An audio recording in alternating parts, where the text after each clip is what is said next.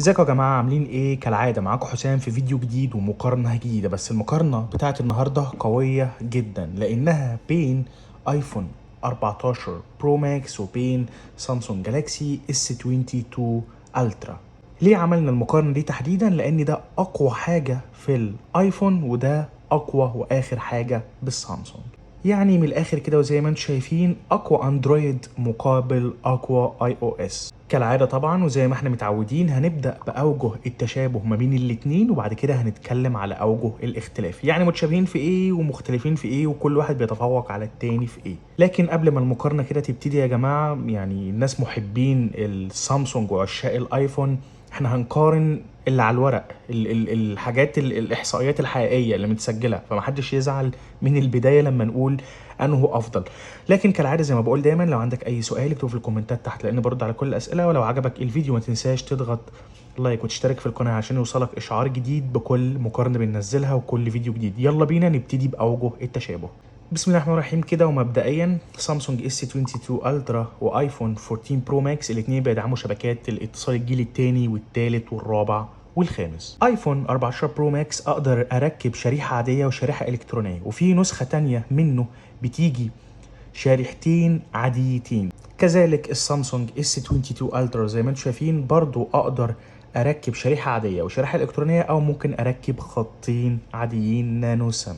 معدل تحديث الشاشه في الاتنين هو الاعلى لانه 120 هرتز. كمان الاتنين بيتشابهوا في حاجه جميله جدا، وهو طبقه الحمايه اللي موجوده على الشاشه، لان سواء السامسونج او الايفون فعليهم طبقه حمايه على الشاشه علشان تحميها من الصدمات. يعني مثلا الايفون زي ما انتم شايفين عليه طبقه حمايه من السيراميك علشان تحمي التليفون لو اتخبط منك. كذلك هنا في السامسونج عليه برضه طبقه حمايه من الجوريلا جلاس فيكتس علشان تحمي الشاشه برضو اذا اتخبطت منك. وطبعا الايفون والسامسونج الاتنين ما اقدرش ازيد لهم ميموري كارد لا هنا ولا هنا، يعني هتكتفي بالمساحه اللي معاك سواء اشتريت الاس 22 الترا 128 جيجا او 256، او الايفون اخدته 128 256 500، فانت مش هتزيد الميموري في النهايه. لازم تاخد بالك وانت بتشتري المساحه. الاثنين الايفون 14 برو ماكس والسامسونج اس 22 الترا بيجي بنفس المساحات، يعني هتلاقي هنا 128 جيجا او 256 او 512 او 1 تيرا اللي هي 1000 جيجا. كذلك برضو سامسونج 128 256 512 و1000 جيجا. زي ما انتم ملاحظين السماعات الخارجيه اللي موجوده في الايفون او في السامسونج الاثنين نوعهم ستيريو، يعني صوتهم عالي. وبرضو زي ما انتم شايفين سواء اشتريت الايفون او السامسونج مفيش منفذ للسماعه الاي او اكس. المكان ده اللي موجود في السامسونج ده اللي انا بركب فيه السامسونج بين القلم عشان تستخدمه كانه نوت بالظبط، لكن مش مكان سماعه اي او اكس. السامسونج جالاكسي اس 22 الترا والايفون 14 برو ماكس الاثنين بيدعموا خاصيه الان اف سي، وكمان الاثنين مقاومين للماء والغبار بشهاده الاي بي 68. يعني ايه الكلام ده؟ يعني سواء السامسونج او الايفون اذا وقعوا منك في الميه لمده 30 دقيقه او على عمق متر ونص، لكن شرط انها تكون ميه عذبه، مش هيحصل فيهم اي حاجه ولا هيتاثروا بالميه. لو هتشحن الايفون 14 برو ماكس شحن وايرلس او لاسلكي اقصى قوه معاك 15 واط. كذلك سامسونج اس 22 الترا برضو اذا هتشحنه لاسلكي اقصى سرعه معاك برضو 15 واط. سواء اشتريت الايفون او السامسونج داخل الكرتونه هتحصل بس التليفون ومعاه الدبوس المعدني اللي بتستخرج بيه الشرائح وواير الشحن فقط في العلبه دي وفي العلبه دي. طيب دلوقتي بالنسبه لمواد التصنيع بتاعه الهاتف ده وبتاعه الهاتف ده، خلينا نبتدي بالايفون. هما زي بعض بالظبط، شاشه زجاج، الظهر برضو من الزجاج، والاطار اللي هو الفريم ده مصنوع من الستانلس ستيل المقاوم للصدى. طيب خلينا نروح دلوقتي عند الاس 22 الترا، برضو شاشه زجاجيه والظهر برضو مصنوع من الزجاج والاطار بتاعه ده مصنوع من الالومنيوم. اخر نقطه اللي هي رقم 14 الاثنين متشابهين فيها وهو عدسه السيلفي. لو انا هصور فيديو، خلي بالك لان الميجا بكسلز بتختلف، العدسات بتختلف، هنتكلم عليها في اوجه الاختلافات. لكن دلوقتي في التشابه، لو انا هصور فيديو بالكاميرا الاماميه بتاعه الايفون او بالكاميرا الاماميه بتاعه السامسونج، اعلى حاجه معاك هي 4K ومعاك فول اتش دي اللي هي 1080 بكسل في الاثنين من خلال الكاميرا الاماميه او عدسه السيلفي. كده اوجه التشابه خلصناها. تعالوا بقى ندخل في الجد ونتكلم على اوجه الاختلافات. زي ايه مثلا؟ اول حاجه كده بسم الله الرحمن الرحيم، احنا قلنا ان الاثنين بيدعموا شبكات الاتصال لحد الجيل الخامس، بس السامسونج اس 22 الترا سرعه الانترنت في الشبكه ال 5 جي 10 جيجا بايت في الثانيه الواحده.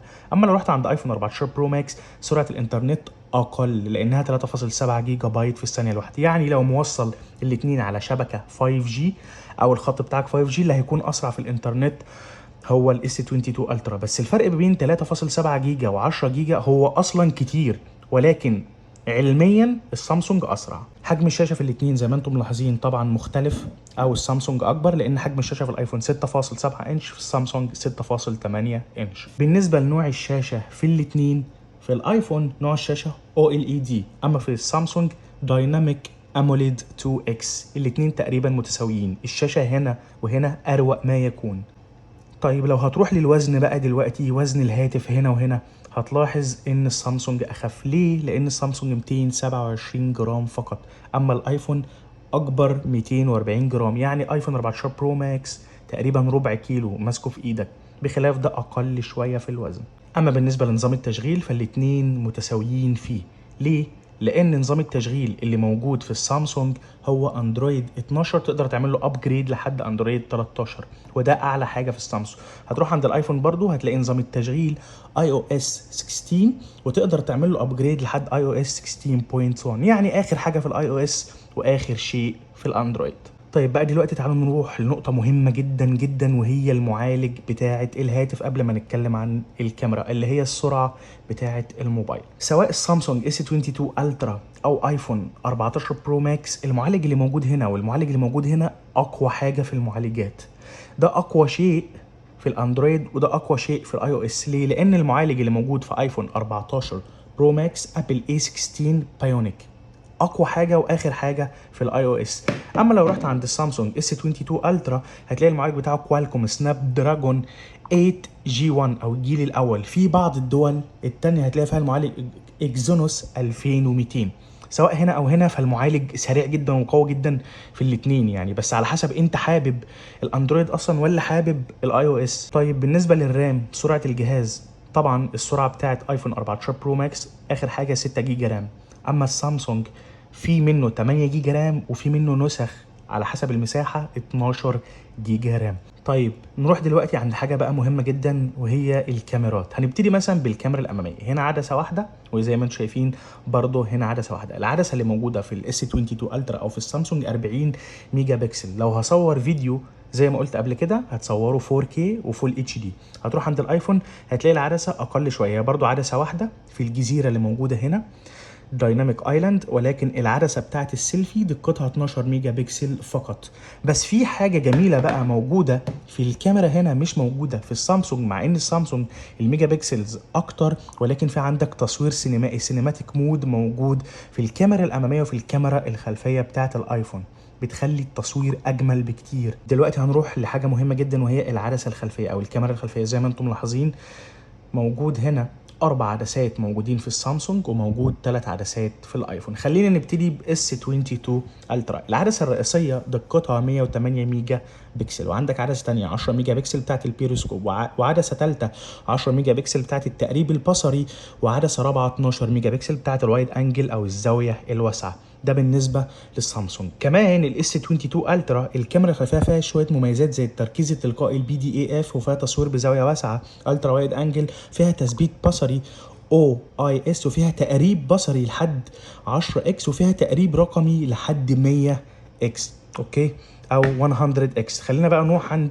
الايفون 14 برو ماكس. زي ما انتم ملاحظين 3 عدسات موجودين في الظهر. العدسه الرئيسيه 48 ميجا بكسل، وعندك عدسه ثانيه 12 ميجا بكسل بتاعت التقريب البصري، وعدسه ثالثه 12 ميجا بكسل بتاعت الزاويه الواسعه. مميزات الكاميرا هنا في الايفون 14 برو ماكس برضو تركيز تلقائي PDAF، تصوير بزاويه واسعه الترا وايد انجل، تثبيت بصري OIS، وتقريب بصري لحد 3x. هنا قلنا التقريب البصري 10x، هنا 3x. يعني واضح جدا، يعني واضح يعني النقطة دي أنا مش عايز أحكي فيها كتير. عايز أحط لكم صورة عملية متصورة بالجهاز ده وصورة متصورة بالجهاز ده، ولكن على الورق كده الأفضل في الكاميرا الخلفية في الاتنين هو السامسونج.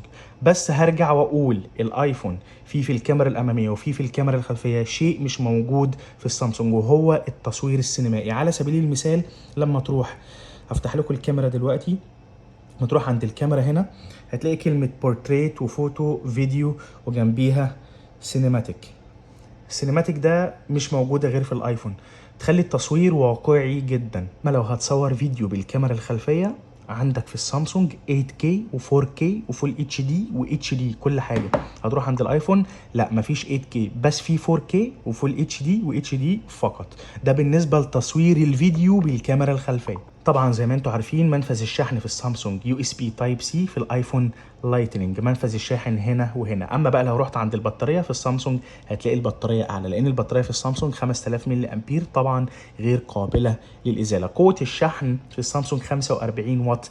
اما لو رحت عند ايفون 14 برو ماكس هتلاقي البطاريه اقل لانها 4323 ملي امبير غير قابله للازاله برضو، ولكن قوه الشحن 20 واط. اتفقنا ان الاثنين بيشحنوا وايرلس بقوه 15 واط مع بعض. الاثنين لو اشحنهم لاسلكي، ولكن في الشحن الطبيعي او العادي هنا 45 واط والبطاريه 5000، هنا 20 واط فقط والبطاريه 4200. وطبعا السامسونج تقدر تحط له هنا قلم اس بن او سامسونج بن عشان تستخدمه كنوت تدون الملاحظات والحاجات دي. في الايفون طبعا مفيش. دي كانت مقارنه سريعه ما بين الاثنين. انا بصراحه ما اقدرش اقول انه احسن فيهم. يعني هتروح عند السامسونج التصميم روعه، مسكة الجهاز جميلة، كذلك ايفون 14 برو ماكس يا جماعة يعني مش محتاج اللي انا اتكلم عنه اصلا. بغض النظر ان الاتنين ما اقدرش ازيد فيهم ميموري كارد، بغض النظر ان الهاتفين اصلا ما فيش فيهم منفذ للسماعة السلكي الاي او اكس، ولكن يظلوا اقوى هاتفين. انت قول لي رأيك في التعليقات، شايف ان هو الاحسن او ان هو الافضل بالمقارنة البسيطة اللي احنا عملناها؟ ولو عندك اي سؤال برضو اكتبه في الكومنتات. تنساش تضغط لايك وتشترك في القناة عشان يوصلك فيديو جديد بكل مقارنة، واشوفكم في فيديو جديد قريب. سلام.